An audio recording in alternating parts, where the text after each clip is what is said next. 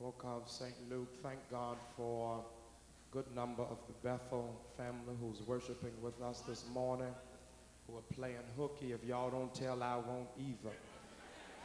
Thank God more especially for Stuart Michael Britton sacrificing his time to transport us this day. St. Luke, the 23rd chapter.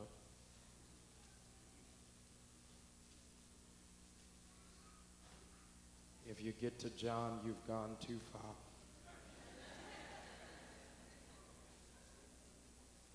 St. Luke, the 23rd chapter. Once you've found it, won't you say, I got it? If you can't find it, say, Lord, help me. Luke, the 23rd chapter.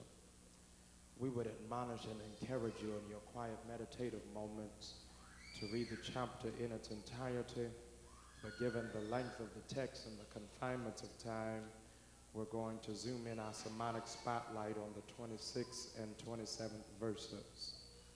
St. Luke, the 23rd chapter, the 26th through the 27th verses. Won't you be kind and Christian enough to read silently as I read aloud? And as they led him away, they laid hold upon one Simon a Cyrenian, coming out of the country.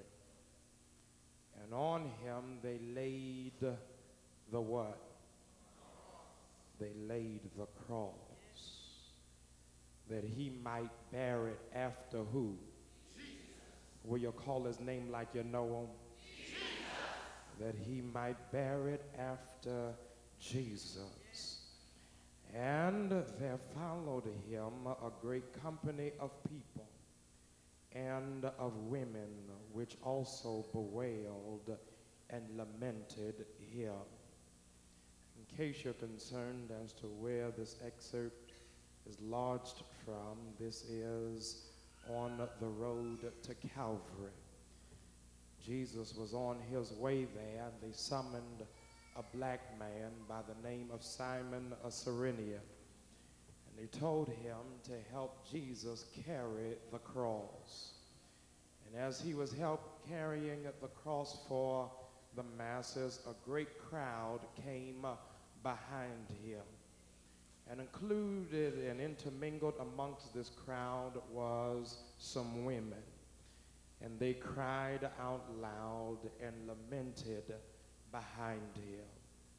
For the next couple of moments that are mine and yours to share in this sermonic discourse, we want to preach from the subject, One Man March for Millions.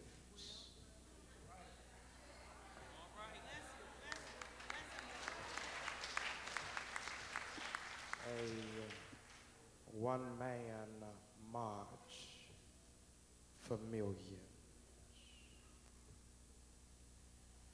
It was not even a week ago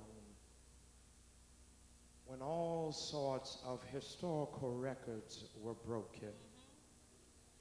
Room will have to be made in the next encyclopedia documenting the struggle of the civil rights movement. Because something transpired of gigantic proportions that has never surfaced on these rustic shores known as America ever before.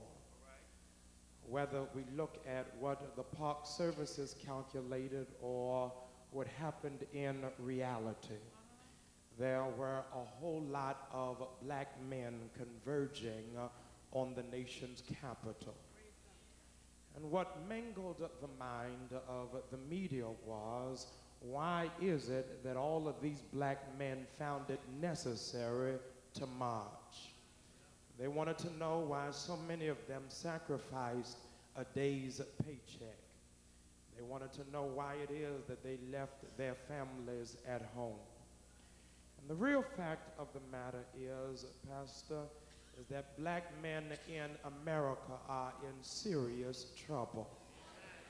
We're in serious trouble because more of our black men are in the penitentiary than there are at Morgan and at Morehouse and Howard and Johns Hopkins University.